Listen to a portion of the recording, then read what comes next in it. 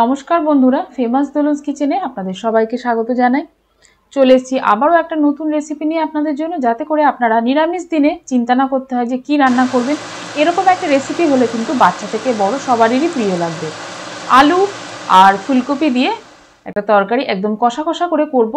আর এই রেসিপিটা কিন্তু রুটি, লুচি, পরোটা বা ভাতের সাথেও কিন্তু দারুণ লাগবে। তাহলে আসুন আজকের রেসিপিটা শুরু করি। আর রেসিপি ভালো লাগলে কিন্তু অবশ্যই কিন্তু শেয়ার করে দেবেন আপনাদের আত্মীয় বন্ধু বান্ধবদের সাথে। রেসিপি তৈরি করার জন্য নিয়েছি একটা মিডিয়াম সাইজের ফুলকপি আর দুটো টমেটো কেটে নিয়েছি এখানে আলু খুব ভালো করে ধুয়ে পরিষ্কার করে নিয়েছি, মটরশুঁটি নিয়েছি, আর নিয়েছি এখানে জিরে, আদা, শুকনো লঙ্কা বাটা।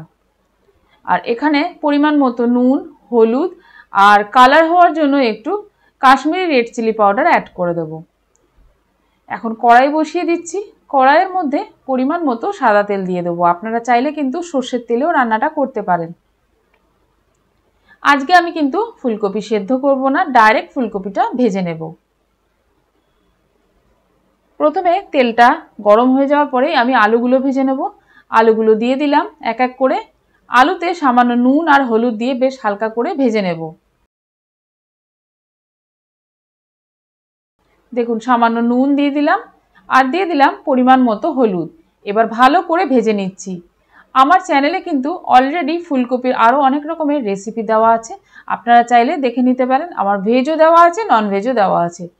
সেই রেসিপির লিঙ্কগুলো আমি ডেসক্রিপশন বক্সে দিয়ে দেবো, অথবা আই বাটনে দেওয়া থাকবে, আপনারা চাইলে কিন্তু সেখান থেকেও দেখে নিতে পারেন। দেখুন, আলুগুলো কিন্তু আমার ভাজা হয়ে গেছে। ওই তেলের মধ্যেই আমি এখন দিয়ে দিলাম ফুলকপিগুলো। আজকে কিন্তু ফুলকপি আমি সেদ্ধ করিনি, আমি আবারও বলছি। ফুলকপিগুলো এখন ভালো করে ধুয়ে পরিষ্কার করে তেলের মধ্যে দিয়ে দিলাম।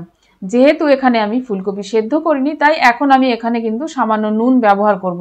যদি আপনারা ফুলকপি সেদ্ধ করেন তাহলে কিন্তু নুন ব্যবহার করবেন না, তাহলে কিন্তু ফুলকপি যখনই রান্না করতে যাবেন অনেকটাই গলে যাবে। যেহেতু আমি এখানে ফুলকপি সেদ্ধ করিনি, তাই এখানে সামান্য নুন আর হলুদ দিয়ে কিন্তু ভেজে নিচ্ছি।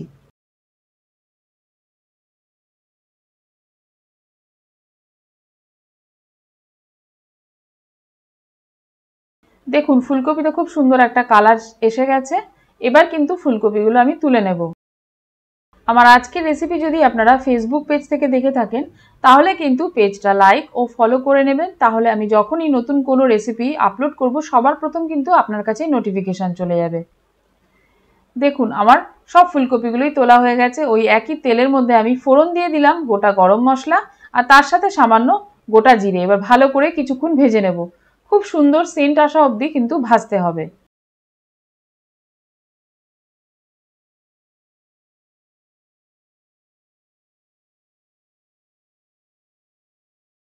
দেখুন, ফোড়ন কিন্তু আমার একদম ভাজা হয়ে গেছে। দিয়ে দিলাম এখানে মশলাটা, আর মশলার সাথে সামান্য একটু জল অ্যাড করে দেবো, তাহলে মশলাটা খুব ভালো মতো কষা যাবে। এখন আমি এর মধ্যে দিয়ে দিলাম ফ্রোজেন মটর। আমার কিন্তু চ্যানেলে অলরেডি ফ্রোজেন মটরের রেসিপিও দেওয়া আছে, সেই লিঙ্কটাও কিন্তু আমি ডেসক্রিপশন বক্সে দিয়ে দেবো, অথবা আই বাটনে দেওয়া থাকবে, সেখান থেকেও কিন্তু আপনারা দেখে নিতে পারেন। তাহলে শীত আসার সাথে সাথে কিন্তু আপনারা স্টোর করে রেখে দিতে পারবেন। দেখুন, এখন আমি দিয়ে দিলাম কেটে রাখা টমেটোগুলো। দেওয়ার পর এখন ঢাকা দিয়ে বেশ কিছুক্ষণ কিন্তু হতে দেব। আমি চলে এলাম 5 মিনিট পর। এবার ভালো করে কিন্তু মশলাটা কষে নিচ্ছি। এদিকে আমার টমেটোগুলো কিন্তু খুব সুন্দর কিন্তু একদম মিশে গেছে। এই পর্যায়ে দিয়ে দেবো ভেজে রাখা আলুগুলো। আলুগুলো দেওয়ার পর আবারও ভালো করে কষিয়ে নেব। এই রান্নাটা কিন্তু অ্যাকচুয়ালি কষার উপর ডিপেন্ড করবে। যতটা ভালো আপনি কষবেন, তত কিন্তু টেস্ট আসবে এই তরকারিটা।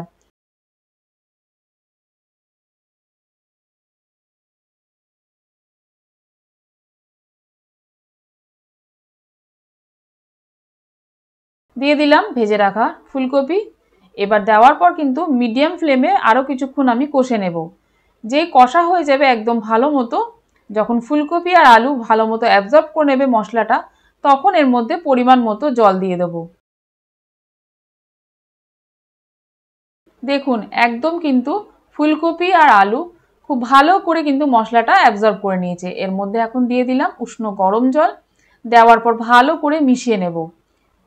তারপর আবারও কিন্তু বেশ কিছুক্ষণের জন্য ঢাকা দিয়ে দেব।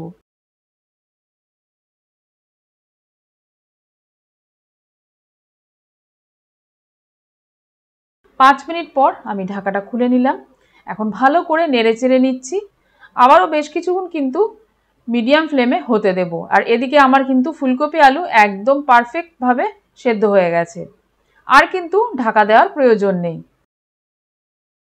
দিয়ে দিচ্ছি পরিমাণ মতো একটু চিনি আর তার সাথে গরম মশলা।